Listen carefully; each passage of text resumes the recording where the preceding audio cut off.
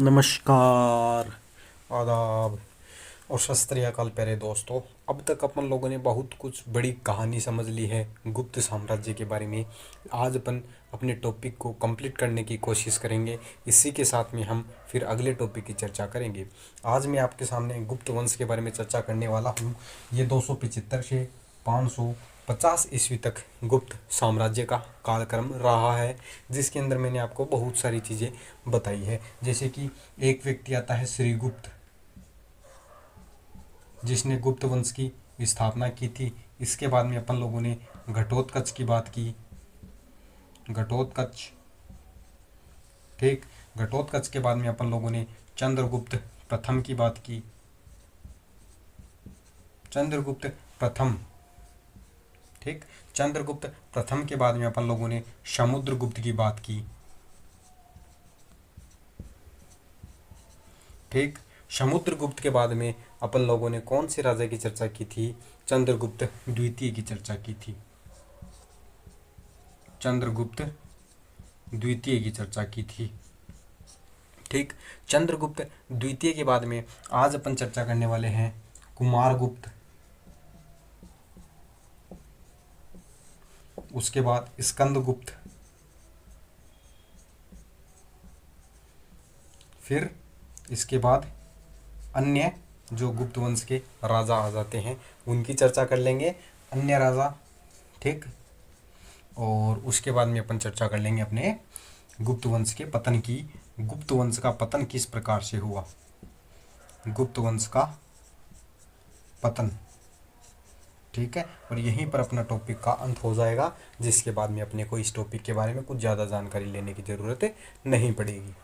तो आज मैं आपके सामने इसी की चर्चा करने जा रहा हूँ।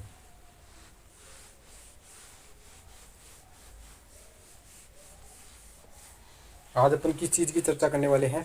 कुमारगुप्त प्रथम की। चंद्रगुप्त द्वितीय तक की मैंने कहानी बता दी थी आपको।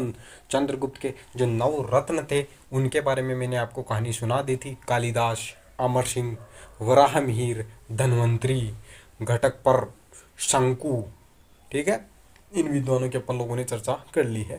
तो अपन आज चर्चा करेंगे कुमारगुप्त। कुमारगुप्त, इससे पहले जो अपन ने चर्चा की वो किस चीज़ की थी? चंद्रगुप्त द्वितीय की चर्चा की थी, जिसका जो शासनकाल था वो कब से कब तक था?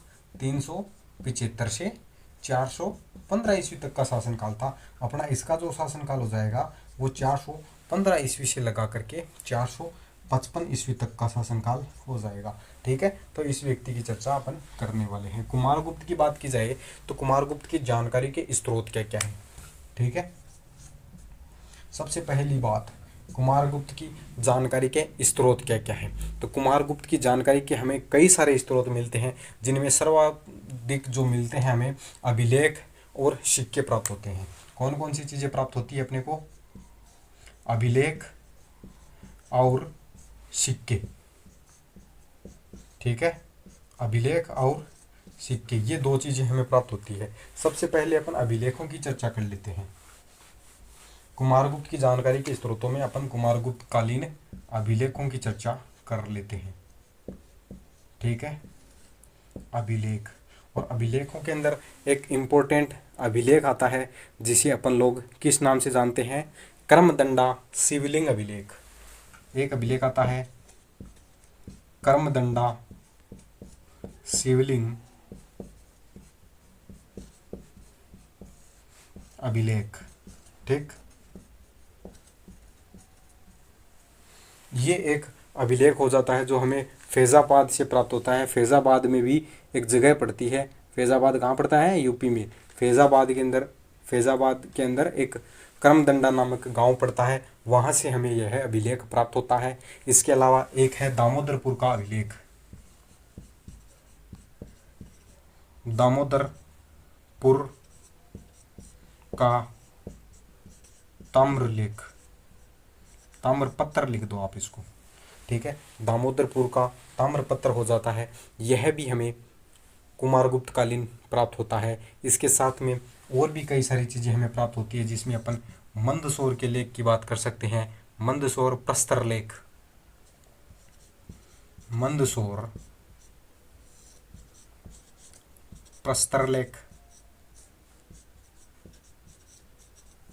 ठीक है। मंदसौर से प्राप्त होता है ये हमें शिवना नदी के किनारे पर मध्य प्रदेश जिले से प्राप्त होता है। दामोदरपुर का ताम्रपत्र लेख जो है, आज तो ये क्षेत्र ये मान के चलो आप बांग्लादेश में आएगा, बांग्लादेश का भी दिनाजपुर जिला पड़ता है, वो उस क्षेत्र में दामोदरपुर पड़ता है, ठीक है, वहीं से हमें ये लेख प्राप्त हुआ है। करमदंडा शिवलिंग अभिलेख जो है वो यूपी के फैजाबाद से हमें प्राप्त होता है, करमदंडा नामक जगह से, ठीक है। तो ये चीज़ें आपको पता होना चाहिए, कौन सा अभिलेख कहाँ से प्राप्त होता है। एक अभिलेख अपना हो जाता है विल्सड अभिलेख, विल्सड अभिलेख, ठीक है। विल्सड अभिलेख जो हमें कहाँ से प्राप्त होता है, तो ये यूपी के एटा जिले से प्राप्त होता है। कहाँ से प्राप्त होता है, यूपी के एटा जिले से प्राप्त होता है। एक अभिलेख और आ जाता है जिसे गढ़वा का अभिलेख कहते हैं, गढ़वा अभिलेख, ठीक। इसको भी आप याद रख सकते हैं, जो कि इलाहाबाद जिले से प्राप्त होता है हमें, उत्तर प्रदेश के इलाहाबाद जिले से हमें ये प्राप्त होता है। इसके अलावा एक अभिलेख और आता है जिसे मनकुंवर अभिलेख के नाम से जाना जाता है। किस नाम से जाना जाता है, मनकुंवर अभिलेख, ठीक है। ये हमारा मनकुंवर अभिलेख हो जाता है, यह भी हमें इलाहाबाद जिले से प्राप्त होता है, ठीक है। तो ये इस तरीके से हमें प्राप्त होता है। तो आप ये मान के चलिए गढ़वा अभिलेख, मनकुंवर अभिलेख, ठीक, और विल्सड अभिलेख, ये तीनों हमें यूपी से प्राप्त हो रहे हैं। सबसे पहले मैं आपको बताना चाहूँ तो आप ये मान के चलिए कि अपना जो ये दो है गढ़वा और मनकुंवर, ये इलाहाबाद, ठीक है, इलाहाबाद से प्राप्त हुए हैं। विल्सड अभिलेख जो है वो हमें यूपी के एटा जिले से प्राप्त हुआ है, एटा यूपी, ठीक है, एटा यूपी जिले से प्राप्त हुआ है, ठीक। मंदसौर अभिलेख जो है वो हमें कहाँ से प्राप्त होता है, तो ये होता है मंदसौर जिले से, एमपी के मंदसौर से, एमपी मंदसौर जिला, ठीक। और दामोदरपुर का जो ताम्रपत्र लेख प्राप्त हुआ है ये प्राप्त होता है दिनाजपुर जिले से, जो कि बांग्लादेश का जिला है, ठीक है।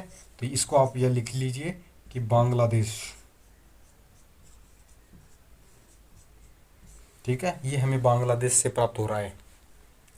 करमदंडा शिवलिंग जो है वो हमें यूपी के फैजाबाद से प्राप्त होता है। ये हमें कहाँ से प्राप्त होता है, फैजाबाद से प्राप्त होता है। तो इस तरीके से हमें अभिलेखों से जानकारी प्राप्त होती है। अब मैं आपसे एक एक अभिलेख की चर्चा करता हूँ कि कौन से अभिलेख के अंदर हमें क्या जानकारी उपलब्ध होती है, उसके बारे में भी हमें पता होना चाहिए। जैसे कि करमदंडा शिवलिंग से हमें क्या प्राप्त होता है, करमदंडा शिवलिंग से जो अभिलेख प्राप्त हुआ है, इससे हमें एक चीज़ प्राप्त होती है कि उस समय कुमारगुप्त के काल में किस तरीके का प्रशासन चला करता था, इस चीज़ की जानकारी हमें पता चलती है। और इसी से हमें पता चलता है कि कुमारगुप्त के काल में जो इसके अधिकारी लोग हुआ करते थे, उनका पद वंशानुगत हुआ करता था, पिता की जगह पर उसका बेटा बैठ जाया करता था पद पर, ठीक है। तो इस तरीके से चला करता था। करमदंडा अभिलेख के अंदर हमें उल्लेख मिलता है कि इनके पिताजी जो थे कुमारगुप्त के, उनका नाम क्या था, उनका नाम था चंद्रगुप्त द्वितीय। और चंद्रगुप्त द्वितीय के काल में एक उनका मंत्री हुआ करता था, उनका जो मंत्री था उसका नाम था शिखर स्वामी, जो कुमारामात्य नामक पद पर बैठा करता था। कुमारामात्य एक प्रशासनिक पद होता है, ये भी आप याद रखना, ठीक है। जो डिस्ट्रिक्ट होता है, डिस्ट्रिक्ट कलेक्टर, उस तरीके से कुमारामात्य को आप मान सकते हैं, जो एक जिले को संभाला करता था, ठीक है। तो कुमारामात्य जो पद होता है वो कौन सी चीज़ के लिए होता है, तो वो होता है एक जिले को संभालने के लिए, ठीक है।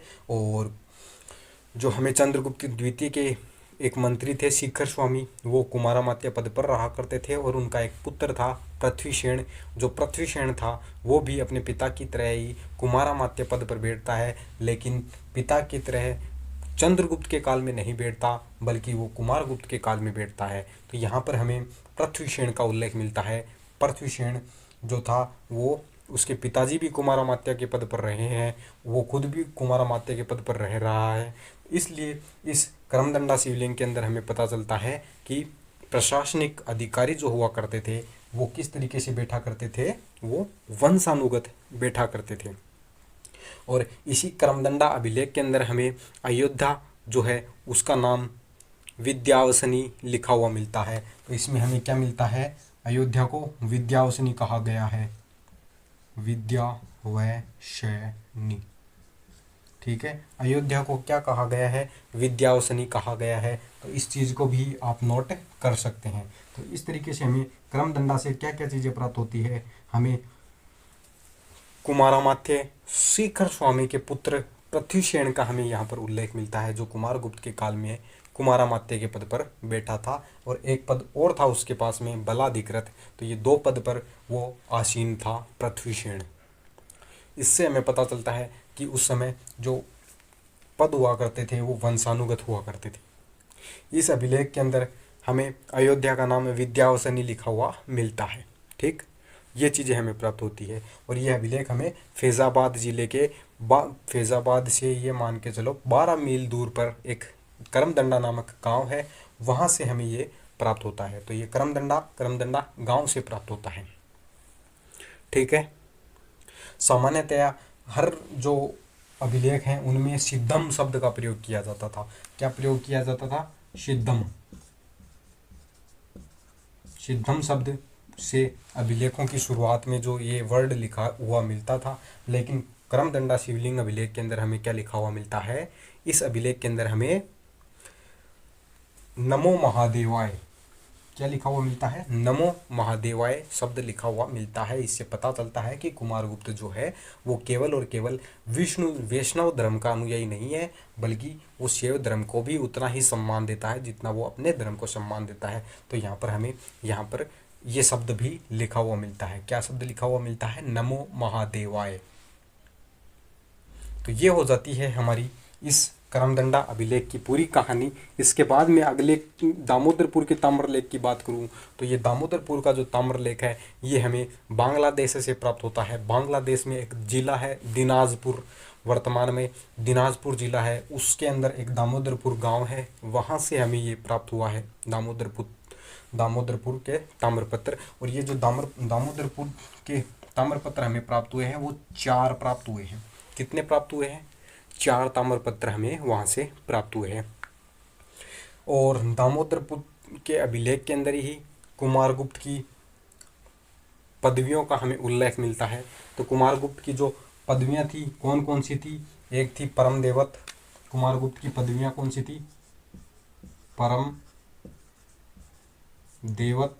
ठीक, एक उपाधि हमें यह प्राप्त होती है, एक उपाधि परम भट्टारक, परम भट्टारक। ठीक, ये उपाधि हमें प्राप्त होती है। इसके अलावा एक उपाधि और है, महाराजा धीराज। तो ये 3 उपाधियां जो है वो हमें कहाँ से प्राप्त होती है, दामोदरपुर के ताम्रपत्र से प्राप्त होती है। तो इन चीज़ों को भी आप नोट कर सकते हैं। इसके अलावा यदि अपन अगली चर्चा की जाए तो अगला अपन ये जान सकते हैं कि दामोदरपुर के जो है इससे भी हमें प्रशासनिक जानकारियाँ उपलब्ध होती है, जिसमें बताया गया है कि एक तो इसके अंदर प्रशासनिक जानकारियाँ हमें प्राप्त होती है। और इसमें यह बताया गया है कि जो राज्य था कुमारगुप्त का वो राज्य प्रांतों में विभक्त था। ठीक है, प्रांत को विषय कहा जाता था। तो दामोदरपुर के अभिलेख में क्या मिला है, हमें ये कहा गया है कि प्रांत हुआ करते थे, प्रांतों को क्या कहा जाता था, विषय। प्रांतों को उस समय विषय कहा जाता था। तो इस चीज़ की जानकारी हमें कौन से लेख से प्राप्त होती है, दामोदरपुर के लेख से प्राप्त होती है, जो कुमारगुप्त काल का है, कुमारगुप्त कालीन है। तो ये चीज़ें हमें यहाँ से प्राप्त हो जाती है। और इसी के अंदर दामोदरपुर के अभिलेख की बात की जाए तो एक शब्द लिखा हुआ मिलता है, अधिष्ठानाधिकरण। एक शब्द लिखा हुआ मिलता है, अधिष्ठानाधिकरण।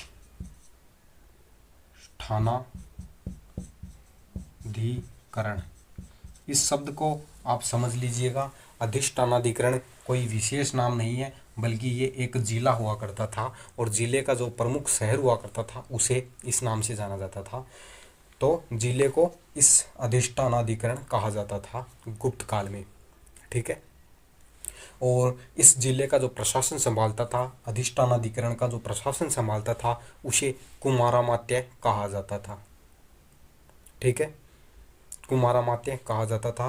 और अधिष्ठानाधिकरण जो होता था उसी के अंदर प्रशासनिक अधिकारी रहा करते थे। एक समिति हुआ करती थी जिसके अंदर कुमारामात्य, नगर श्रेष्ठी, सार्तवाह, प्रथम कुलीक और प्रथम कायस्थ, ये कुछ पदवियां थी जो एक साथ मिलकर के प्रशासन चलाते थे। तो अधिष्ठानाधिकरण का प्रशासन कौन चलाता था? तो इसका जो प्रशासन चलाता था वो कौन चलाता था?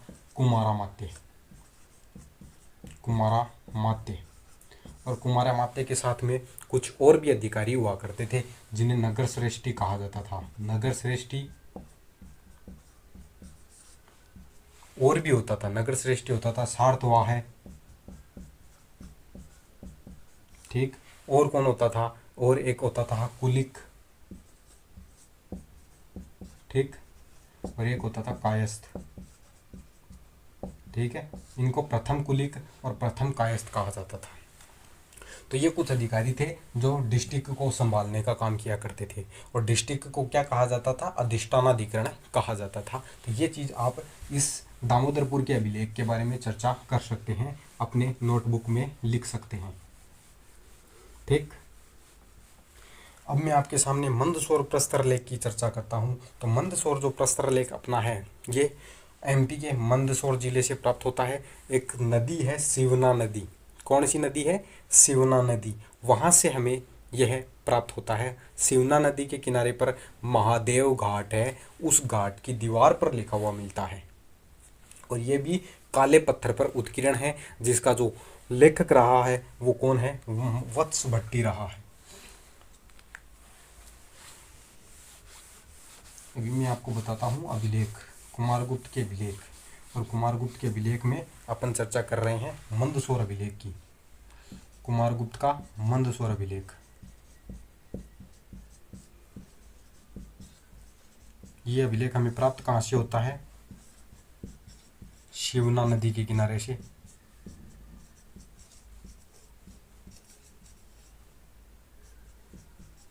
और शिवना नदी के किनारे पर एक जगह पड़ती है महादेव घाट। ठीक है। और महादेव घाट की दीवार पर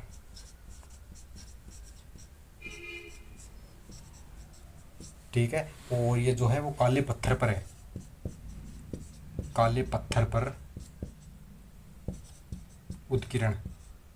ठीक है। ये काले पत्थर पर लिखी हुई मिलती है। इसका जो लेखक है वो कौन है? इसको लिखने वाला व्यक्ति कौन है? तो उसका नाम है वत्स भट्टी। इसका क्या नाम हो जाता है? वत्स भट्टी। इस व्यक्ति के द्वारा इसको लिखा जाता है। इसके अंदर श्लोक कितने हैं? 44 श्लोक हैं। कितने श्लोक हैं? 44 श्लोक है। इसमें एक विषय का उल्लेख मिलता है। कौन से विषय का उल्लेख मिलता है? लाट विषय का। और विषय किसको कहा जाता था? विषय कहा जाता था प्रांतों को। ठीक है। तो लाट नामक प्रांत का हमें उल्लेख मिलता है, लाट नामक विषय का हमें यहाँ पर उल्लेख मिलता है। तो ये सब चीज़ें हैं जो हमें जानकारी प्राप्त होती है। और इसी से हमें 10पुर के सूर्य मंदिर के निर्माण की जानकारी प्राप्त होती है। 10पुर के सूर्य मंदिर निर्माण की जानकारी प्राप्त होती है।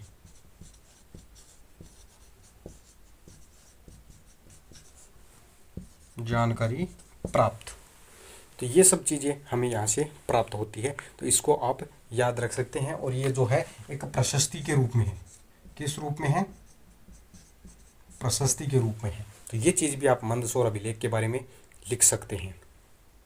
और ये जो मंदसौर का अभिलेख है इसकी भाषा क्या है? संस्कृत। याद रख लेना, इस अभिलेख की जो भाषा है वो संस्कृत है। ठीक। तो ये हो जाती है अपनी मंदसौर अभिलेख के बारे में, जिसके अंदर अपन ने चर्चा की कि यह एक प्रशस्ति के रूप में है। इसका लेखक वत्स भट्टी है। इसमें 44 श्लोक मिलते हैं। इसमें लाट नामक प्रांत का हमें उल्लेख मिलता है। यह जो है वो काले पत्थर पर उत्कीर्ण है। शिवना नदी के किनारे पर महादेव घाट से यह प्राप्त होता है। महादेव घाट की दीवार पर लिखा हुआ मिलता है। और 10पुर के सूर्य मंदिर का निर्माण का उल्लेख हमें यहाँ से प्राप्त होता है। तो ये है हमारा मंदसौर का अभिलेख। इसके बाद अपन चर्चा करते हैं अगले अभिलेख की। और अगला अभिलेख अपना जो होने वाला है वो कौन सा होने वाला है? तो अपना अगला अभिलेख जो होएगा वो हो जाएगा विल्सड अभिलेख। विल्सड अभिलेख, विल्सड, ठीक है, विल्सड अभिलेख। और विल्सड अभिलेख की जो तिथि इस अभिलेख को ऊपर ही हमें लिखी हुई मिलती है, तो वो तिथि मिलती है 415 ईस्वी। ठीक है, 415 ईस्वी का सबसे पहला अभिलेख हमें देखने को मिल रहा है। ये कहाँ से प्राप्त होता है? यूपी के एटा जिले से। कहाँ से प्राप्त होता है? यूपी के एटा जिले से।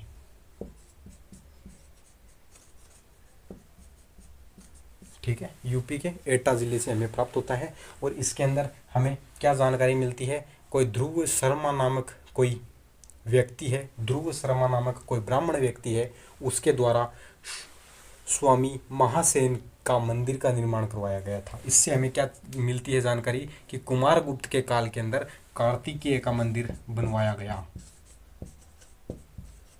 कार्तिकेय का मंदिर बनवाने का उल्लेख।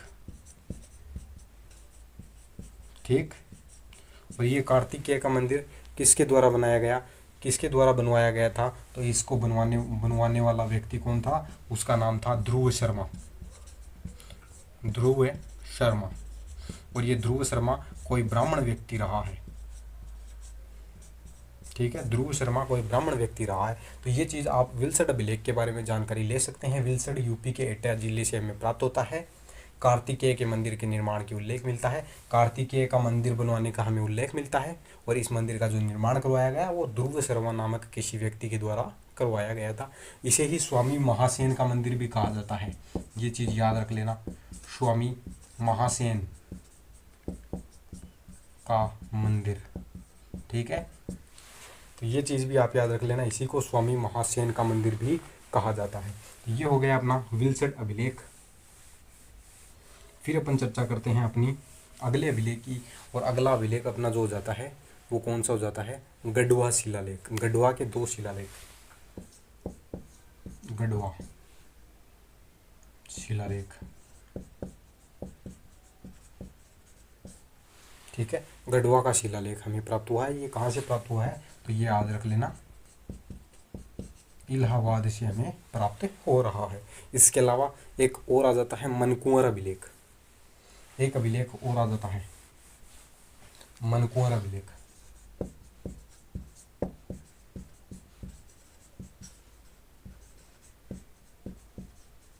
ठीक है, और मनकुंवर अभिलेख जो है वो हमें कहाँ से प्राप्त होता है? तो मनकुंवर अभिलेख जो है वो हमें इलाहाबाद जिले से ही प्राप्त होता है। और यह एक बुद्ध की प्रतिमा के नीचे लिखा हुआ मिलता है। ठीक है, और बुद्ध की जो प्रतिमा थी उसका निर्माण क्या किया गया? बुद्ध प्रतिमा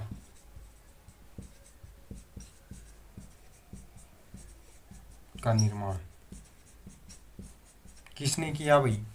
किसने किया बुद्ध प्रतिमा का निर्माण? तो एक कोई बौद्ध भिक्षु रहा है जिसे बुद्ध मित्र के नाम से जाना जाता है। बुद्ध मित्र, यह कोई बौद्ध अनुयायी था, बौद्ध भिक्षु था। इसके द्वारा बुद्ध प्रतिमा का निर्माण करवाया गया और उसी के नीचे मनकुंवर अभिलेख हमें प्राप्त होता है। तो इस तरीके से हमारे अभिलेख हो जाते हैं। ठीक है, तो ये हो गई अपनी अभिलेखों की चर्चा। इसके अलावा अन्य अभिलेख भी हमें कई सारे प्राप्त होते हैं, जैसे कि सांची। ठीक है, दूसरा अभिलेख कौन सा हो सकता है? उदयगिरी गुहालेख। उदयगिरी गुहालेख। ठीक है, और कौन सा हमें प्राप्त होता है? और हमें तुमेन अभिलेख। तुमेन अभिलेख। ठीक, और कौन सा प्राप्त होता है हमें, एक धनदेह, धन देह अभिलेख, ये अभिलेख भी हमें प्राप्त होता है। ठीक है, एक और प्राप्त होता है जिसे वेग्राम कहा जाता है, और एक प्राप्त होता है वेग्राम ताम्रलेख। तो इतने सारे हमें अभिलेख प्राप्त होते हैं, जिनके अंदर अपन लोगों ने कौन कौन से के बारे में बात की। तो हमारा एक तो हो जाता है बांग्लादेश से प्राप्त दामोदरपुर ताम्रलेख, एक हो जाता है अपना करमदंडा शिवलिंग अभिलेख, ठीक, करमदंडा शिवलिंग अभिलेख। इसके अलावा अपना हो जाता है मंदसौर अभिलेख, विल्सड अभिलेख, गढ़वा के 2 शिलालेख, मनकुंवर अभिलेख, और इसके अलावा सांची का अभिलेख, उदयगिरी का गुहालेख, तुमेन का अभिलेख, धनदेह का ताम्रपत्र और वेग्राम का ताम्रपत्र। ये सब चीज़ें हमें प्राप्त होती हैं कुमारगुप्त कालीन। ठीक है, तो ये सब चीज़ें हमें कुमारगुप्त के काल की प्राप्त होती है। अब सिक्कों की चर्चा करते हैं। अब तक अपन लोगों ने किस चीज़ की चर्चा की है, अपन लोगों ने अभिलेखों की चर्चा की है। अब अपन चर्चा करते हैं सिक्कों की।